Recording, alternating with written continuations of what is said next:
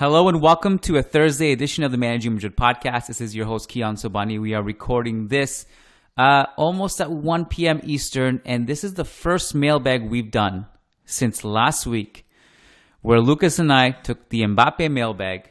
We ran away with it. We all thought the deal was going to be, him and I both said Friday, it should be a done deal. Latest, it goes into the weekend. The next day, Friday, I did a Churros y Tácticas podcast with Diego in the morning, also feeling very confident this was like at 98% done, and really rolled the R's in the intro there. And then over the weekend, it just, something happened, it faded. And this is funny, Lucas, and you probably don't remember going all the way back, but years ago, I remember Gabe Lesra and I did an emergency emergency Mbappe podcast. And it didn't happen. 2017, I think, right? I think 2017, yeah. I think this was before going to PSG. He was with Monaco. Yeah, and and it was very, very, like, it wasn't as close as this, but it was pretty damn close that we were going to sign him. And that aged horribly, and since then we've come a long way. We've matured. So now we only do emergency podcasts if a Spanish TV show tells us it's done for like months and months and months. So we aged with wisdom. Anyway, so Lucas, we're back at it. This is the first time we're recording, and I'm sure we'll talk about aftermath of Mbappe and the future of Mbappe and Holland, and these two names will not go away anytime soon for the next few months until they sign somewhere else, or if they sign with us, whatever. So, talk us through it, man. How are you feeling? Were you shocked the way it just kind of de-escalated from Thursday night till Monday, Tuesday? Yes. Even though, obviously, when the summer and the transfer window opened, not many of us thought, not many fans or not many journalists thought that the Mbappe deal was possible. I personally started to believe when I saw, regular listeners can probably recall this like 2 or 3 weeks ago when I saw Pedrerol and José Luis Sánchez still very confident about the whole thing and the whole transfer. And then obviously, yes, the whole deal was looking good on Thursday, early on Thursday. Reports from Marca indicated that the deal was going to go through on Friday. I pretty much confirmed the Marca's report with someone from the club who appeared and was very confident about it. It's true and it's honest, and we have to say that Pedrerol, at no point in time Pedrerol on Thursday or José Luis Sánchez on Thursday reported the same thing that Marca. They never said that it was done deal. They said, it was close. Real Madrid are confident about their second offer and all, but pretty much the only who jumped the gun were Marca, and I was able to confirm Marca's report as well. So it's definitely a strange situation. Nobody knows what happened. Maybe there are many people involved here in the deal for PSG. Maybe Leonardo and Al Khelaifi were ready to give the green light, and maybe all of a sudden the Qatar Emir pulled out and said that they were going to keep Mbappe. Maybe the whole deal failed completely after Mbappe's great game against Reims on Sunday, even though obviously we have to acknowledge and probably expect that Mbappe is obviously capable of completing those performances, and they shouldn't surprise anybody. But yeah, it's a very strange situation, and obviously the deal cooled off a lot on the last 2 days of the transfer window, and it wasn't exciting at all. On Tuesday's deadline wasn't exciting at all. Nobody gave Real Madrid a single chance of completing the deal, even though Pedrerol and other reporters still kept the fan base and the audience engaged and committed, saying that anything was possible. So it's definitely a disappointing outcome for such a big transfer and a big target for Real Madrid. So do you think that Real Madrid and PSG had a deal that PSG backed out of, or do you think there was never a deal on the table and they just and they just were never going to do this to begin with? I don't know. Conflicting reports are everywhere here. I have to assume that that it happened something close, like maybe Real Madrid were very confident about their Thursday offer, which was 170 million plus 10 in bonus, and they were probably confident about it because they got positive feedback from PSG, even though the reply was not official. Maybe Al-Khelaifi was able to talk to Butragueño. Keep in mind that they were both in, I think the Champions League draw was in Turkey. They were both in Istanbul for the Champions League draw. Maybe they exchanged some words, and maybe Butragueño had some positive feedback from Al-Khelaifi, even though his public statements to the press weren't as positive.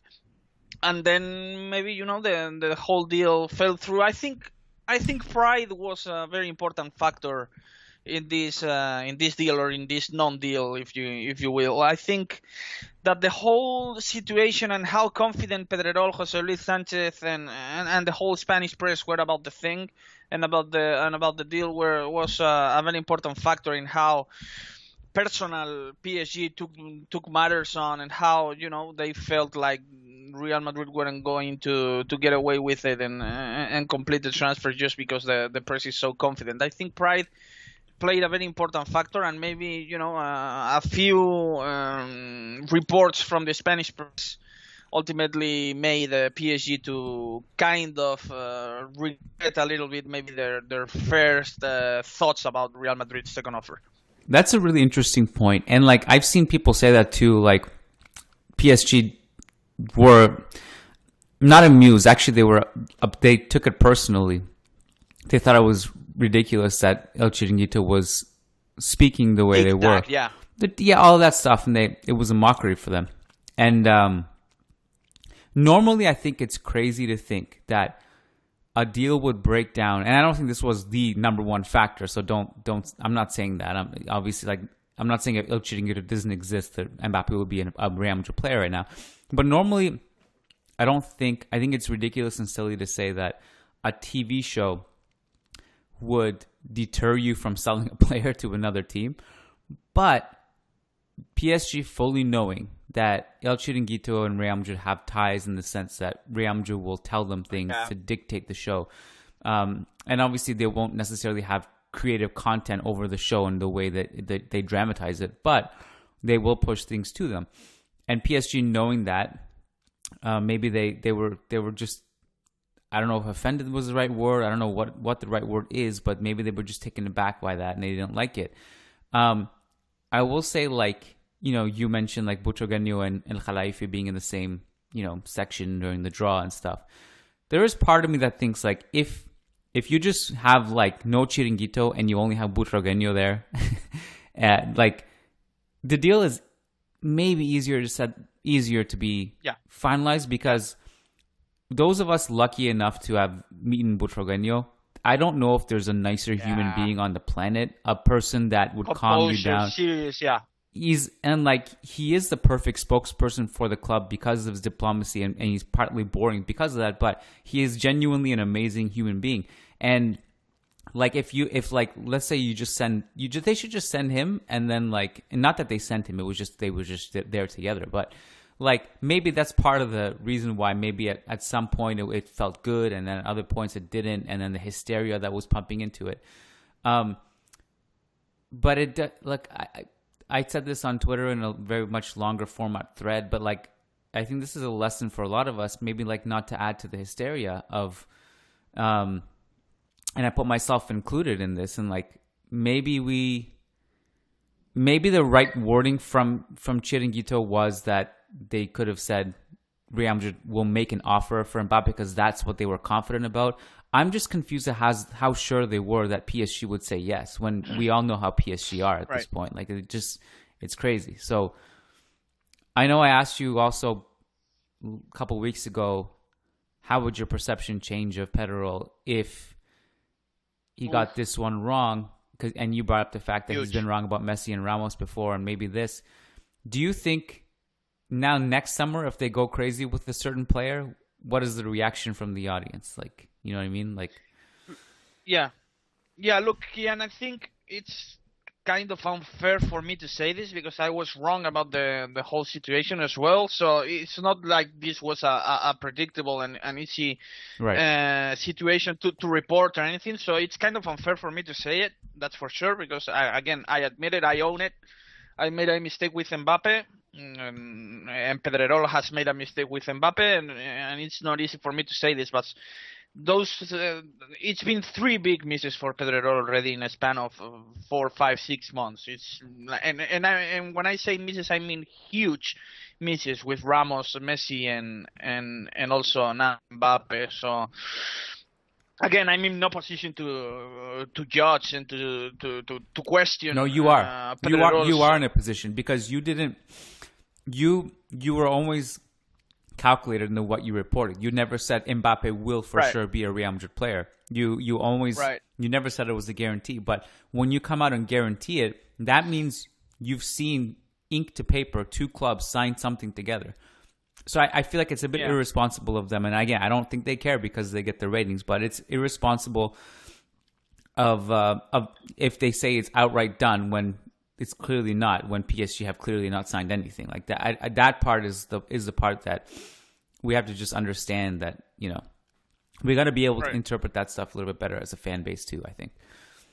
Yeah, what my biggest problem with how Pedrerol treated the whole thing was that I think he, and rightfully so, again, because he just cares about his audience and his numbers and his figures, is the fact that, you know, he never pretty much owned the mistake with Mbappe, and he opened El Chiringuito on deadline day on Tuesday, talking about the Griezmann, Saul, and the Young deal, which, I mean, obviously it's something you should definitely cover and talk about and probably open the show with it.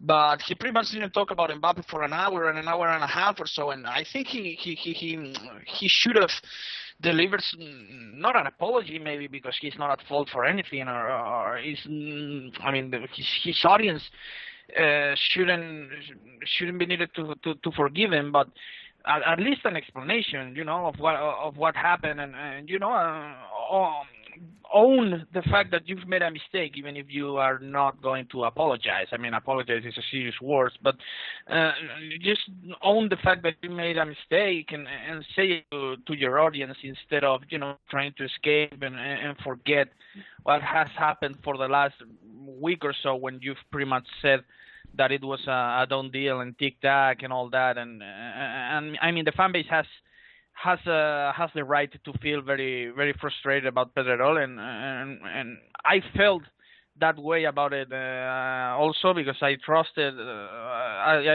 him, and I trust his reports since many years ago, and that's pretty much why I myself kind of apologized to the readers and all, just because, you know, they had the right to feel the same way as I felt with Pedrerol, considering that, you know, the deal didn't go through, and ultimately it probably wasn't even close to go through. You know, it wasn't like the De Gea thing, which collapsed in a span of 5 minutes right before the deadline. Then of course that's something you cannot control, whether or not the facts arrive, the facts and the papers arrive in time or whatever. This wasn't even close, and to me, Pedrerol sold it a little bit too much, and again, rightfully so, because he works for his bosses and he only cares about his audience. But definitely his reputation when it comes to scoops and to reliable reporting has taken a big hit. So the first question of the mailbag actually is a perfect transition to where we need to go with this discussion. So Nick Ribeiro says, help calm my mind down, guys. How in the hell will PSG let Mbappe go for free? Isn't anyone worried they'll either A, offer so much money a human can't possibly say no to, or B, use dirty tactics such as blackmail or whatever else we see in these corrupt drama TV shows to force him to sign? If the question is, isn't anyone worried? Yeah, for sure. For sure. I've been vocal about the fact that I've seen in the past that I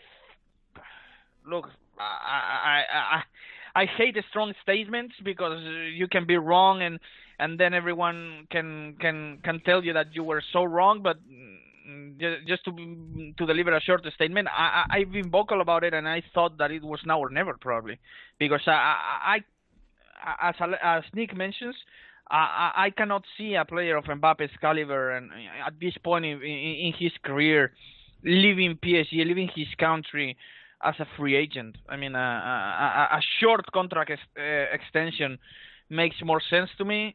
Given, if France allowed release clauses, this would be much easier because they would probably include a 150 to 200 million euros release clause to allow Real Madrid and the player to leave PSG anytime they want. Right. But the fact that the Ligue 1 forbids these clauses make the whole situation more complicated, and I can definitely see a 2-year, for example, a 2-year extension, a very short contract extension, offering him crazy money. And as we say in Spain, everyone has a price. We say, I don't know if it's a common expression there in the United States, but it's here, and I think it's the right word. And Mbappe's dream might be to play for Real Madrid, but if PSG end up offering him 50 million a year, and all kinds of other stuffs to maybe his family or wherever, because they're definitely in a position to offer them these kinds of things. I think it will be very, very hard for Mbappe to resist to PSG's offers. And people in the club in Real Madrid are also worried about it. I tweeted it on Wednesday morning that I reached out to a club source, an official club source working for the club, about the situation, and they said they're gonna drive him crazy, but he's shown personality so far. That doesn't sound too confident for me, because they know that PSG will do everything. And when I say everything, I mean absolutely everything. Maybe offer his brother a big contract and whatever. And we definitely know that Real Madrid are not in a position to match PSG's contract offers. So it will be very difficult for Mbappe to resist. Yeah, I think, and those are the reasons why we should be worried. Because a lot of the discourse when PSG turned us down or blatantly basically ignored us was the fact that a lot of people were saying, how stupid can you be to not accept that money in this financial landscape, in a COVID world, in a player who's going to leave for free? And I don't think stupid is the right word. I think it's... No, not at all. If these guys don't need money, 200 million is not a deal breaker for them. And they'll be confident they can re-sign him. And if they do re-sign them, there's nothing stupid about it at all. If they win the Champions League and re-sign them, it's not stupid at all. If they win the Champions League and don't re-sign them, it's still not stupid at all. So I don't... Maybe you can call it rude for turning us down, not answering us. Maybe you can be annoyed by them, but they're in there. They're right. So that's one thing. Now, but just one quick point, Kylian. Yeah. They shouldn't be in their right, though. I mean, they should not be allowed to turn down 200 million euros when they are in the financial position they're in. I mean, they shouldn't be allowed to put together Neymar, Messi, Mbappe, Ramos, Donnarumma, Wijnaldum, Berratti, Di Maria, all of them with huge salaries in the same team. Because every other club in Europe is abiding by the financial fair play and other financial regulations. They're letting players go. Real Madrid kind of, quote unquote, let Ramos go. Barcelona had to let Messi go just to abide to abide to the financial rules and the financial regulations. PSG are not definitely abiding to. So they shouldn't be in a position to turn this money down when they already are committing so much money on salaries, and obviously not on transfers this summer, because much of their work came on free agency. But again, they should not be allowed to put together this kind of team when everyone else in Europe is forced to manage their salary structure in a much restricted way. Yeah, well, so that part I agree with, but that's a structural problem for the entire organization of football, which is a mess. And I mean, look, this PSG squad is expensive as hell. I mean, Mbappe was signed how many years ago? Neymar was signed how many years ago? I'm not saying it's right, but yeah, to your point, a lot of the salaries are crazy right now. So they have this insane team stacked up. Should they be allowed to do that from a systematic point of view? That they should. In an ideal world, no, they should not be allowed to do that. Obviously, they play in a different league from Real Madrid and Barcelona, so they have different restrictions. The other thing is we have to keep in mind, this is exactly why they were not one of the big teams that joined the Super League, because they didn't need it like the other ones. And this is the other issue is that because they didn't join the Super League and because they have so much money, UEFA is not going to punish them because they didn't didn't turn their back on UEFA. And if they do exploit financial fair play, which is not really even existing right now, then PSG can just pay them some money in their pockets, under the table, and obviously FIFA will take it because it's FIFA. Or whatever, yeah. So obviously that part of it is a huge systematic problem. So you're right in that sense. But I guess just from a perspective of if they can re-sign him, if they feel like they can re-sign him or win a Champions League with them, they're not stupid in that sense not to take the money. No. It's calculated, obviously. So.